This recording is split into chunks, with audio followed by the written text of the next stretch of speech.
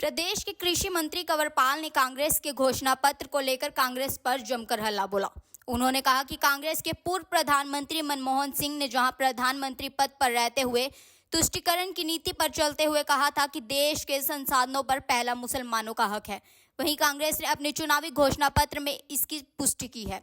कंवरपाल ने कहा कि अपने घोषणा पत्र के अनुसार यदि कांग्रेस जीती तो संपत्ति का जहां सर्वे करवाया जाएगा। उन्होंने कहा कि कांग्रेस की ये सोच कम्युनिस्ट पार्टी की सोच वाली सोच है, जबकि कम्युनिज्म सारी दुनिया से खत्म हो चुका है। मोदी सरकार की नीतियों की प्रशंसा करते हुए उन्होंने कहा कि मोदी सरकार की नीतियों के कारण ही आज पाकिस्तान खत्म हो चुका है तथा उसका दुनिया का कोई भी देश नाम तक नहीं लेना चाहता। यही बात है जो कांग्रेस के घोषणा पत्र में, लेकिन क्योंकि माननीय प्रधानमंत्री ने जब उसको सार्वजनिक किया तो कांग्रेस को उससे बड़ी भारी दिक्कत होगी और कांग्रेस ने उसका जिस प्रकार से विरोध किया। लेकिन अगर उनका घोषणा पत्र पढ़ेंगे तो वो सारी बातें उसमें लिखी हुई हैं। कांग्रेस कहना चाहती है कि जो लोगों की संपत्ति है वो उसका सर्वे करवाएंगे और सर्वे करवा के जिनके पास जो संपत्ति है वो जिनके पास नहीं है उसमें उसको बांट देंगे। लगभग ये विचारधारा केवल निश्चित तौर से जो कम्युनिस्ट विचार था एक कभी पहले, तो वही विचार है और उस विचार को इंप्लीमेंट करके कम्युनिस्टों ने देख लिया पूरी दुनिया में कम्युनिज्म कहीं भी कामयाब नहीं हुआ और उन्होंने सारे देश का भट्ठा बिठा दिया। और आपको पता भी होगा कि जब रूस में ब्रेजनेव आया और उसके बाद जब एक बड़ा परिवर्तन आया तो हालात रूस के ये थे कि वहां खाने के लिए रोटी नहीं थी, इतनी बुरी हालत वहां की थी और सारे जो कम्युनिस्ट थे वो उसको लगे। तो आज उसी प्रकार की बातें जो हैं वो संविधान में जिस प्रकार से लिखी जा रही है और जो बाबा साहब अम्बेडकर जी ने जो संविधान लिखा उस संविधान के बिल्कुल खिलाफ जो विचार है उन्होंने दिया। उन्होंने कहा कि जो देश के नागरिक हैं सब लोग, जितने भी इस देश में 140 करोड़ लोग हैं, वो 140 के 140 करोड़ जो लोग हैं इस देश के नागरिक हैं, उनके जो अधिकार हैं बिल्कुल एक जैसे अधिकार हैं, किसी के अधिकार ज्यादा या किसी के अधिकार कम नहीं है। लेकिन ये जरूर है कि जो आदमी पीछे रहेगा, जो आदमी गरीब है, जो आदमी असहाय है, उसकी मदद करना सरकार की जिम्मेदारी है, उससे अलग तल के जो अंतिम व्यक्ति है।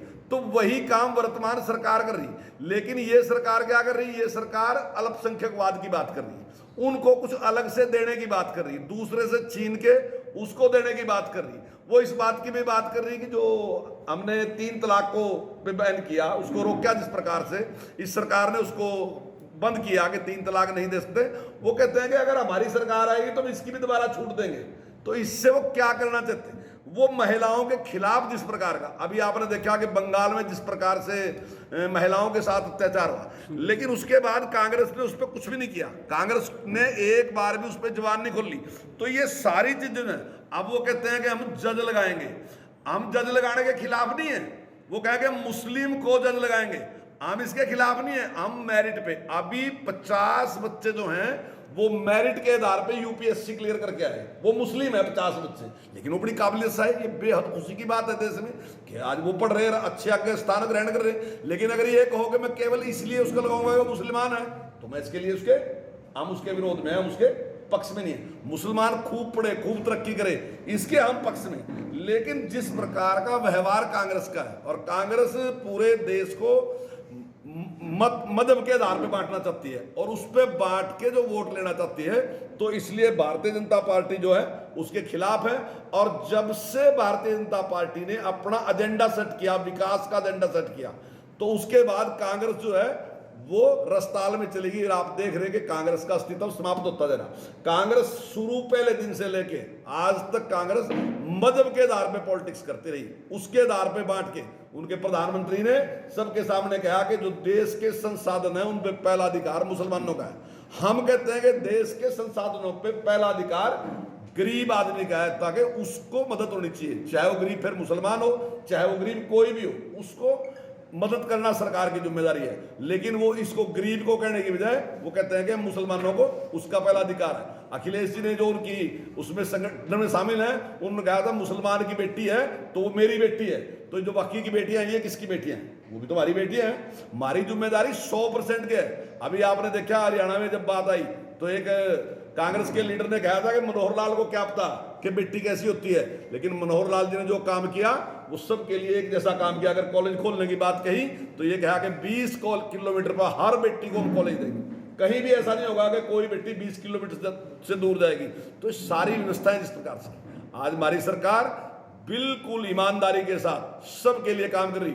आज मुस्लिम भी ये मानता है कि इस सरकार ने जितना मेरे विकास के लिए काम किया, हमने कहा कि घर हर व्यक्ति के लिए, हाउस फॉर ऑल की बात कही, उसमें मुसलमान बड़ी संख्या में जिनको घर बना के दिए। और आज आप अपने मीडिया पे देखते हैं, चैनल पे देखते हैं, आज वो खड़े के कहते हैं कि मेरे को घर बना के इस सरकार ने दिया। तो हम किसी के साथ भेदभाव नहीं करना चाहते, लेकिन कांग्रेस जो है वो देश को बांट के जिस प्रकार से शासन हथियाना चाहती है, तो आज उसकी सारी पोल खुल गई। अब उसके बाद वो जिस प्रकार से उसकी प्रतिक्रिया दे रही, तो माननीय प्रधानमंत्री जी ने जो बात कही, उसको जो उनका घोषणा पत्र था उसी की पोल उन्हें खोल लिए। पक्ष में है कि जो गरीब आदमी है, जो अंतिम व्यक्ति है, उसकी मदद करना सरकार की जिम्मेदारी है। हमारे पंडित दीनदयाल उपाध्याय जी, जिनके विचार से बीजेपी चलती है, जिनके विचार से जनसंघ चलता था, उन्होंने अपने टाइम में ये बात कही थी कि अंतिम व्यक्ति के लिए अगर जनसंघ काम नहीं करेगा तो ऐसे जनसंघ को बंद कर देना चाहिए। जनसंघ काम ही इसके लिए करेगा कि जो आधे पीछे रहेगा उसको आगे लेके आनेगा। तो उसी काम को हम करने भी लग रहे हैं। आप देख रहे हैं कितनी स्कीमें हमने चलाई, चाहे आयुष्मान की स्कीम चलाई, चाहे घर बनाने की स्कीम चलाई, चाहे नल से जल देने की स्कीम चलाई, चाहे शौचालय की स्कीम चलाई, चाहे हर व्यक्ति घर में गैस देने की स्कीम। सारी स्कीमें जो जरूरी हैं हम उन सारियों कर रहे हैं कि अंतिम व्यक्ति तक वो चीजें पहुंचनी। लेकिन मंत्री जी, कांग्रेस का कहना है कि जो मनमोहन सिंह का पूर्व प्रधानमंत्री थे, उनके भाषण को काटा गया। उन्होंने कहा था कि पहला हक अल्पसंख्यकों, दलितों, आदिवासियों का है, वो लाइन काट दी गई और वो किया गया। इसके बारे में क्या कहना है? उसको दोबारा सुन लो, उसको दोबारा सुन लो। लास्ट में उसने यही कहा कि अल्पसंख्यकों का है पहले। ये वो तो रिकॉर्ड चीज है, कोई उसको ये तो है नहीं कि मैं बदल दूंगा उसको। वो तो आप दोबारा सुन लो, दोबारा भी उसमें यही है कि उनका अधिकार है। सर, मैं ये नहीं कह रहा किसके, मैं ये कह रहा कि गरीबों का है। माननीय प्रधानमंत्री जी ने जब शपथ ली तो उन्होंने कहा कि पहला अधिकार गरीबों का है, और हम इसके पक्ष में है। गरीब में मुसलमान भी आ जाएगा। सर ऐसा क्या कारण है जी कि जम्मू कश्मीर से लेकर कन्याकुमारी तक सारे रेलवे फाटक बंद कर दिए गए? वो कहीं मुद्दा नहीं है। फाटक बंद करके यात्रियों की सुविधा के लिए बाईपास बनाए गए। वो ये क्या कारण है कि इतने हाईवे बनाए गए? वो कहीं मुद्दा नहीं है। हिंदू मुस्लिम और जाति पात की आंकड़ों में अभी भी हम उलझे हुए हैं कि मुस्लिम के लिए करेंगे। ये मुद्दा हमने तो नहीं बनाया। मुद्दा बनाया किसने? बयान किसका है? पहला घोषणा पत्र में कौन लिख के दे रहा है ऐसी बातें? घोषणा पत्र में हमारे घोषणा पत्र में तो ही नहीं।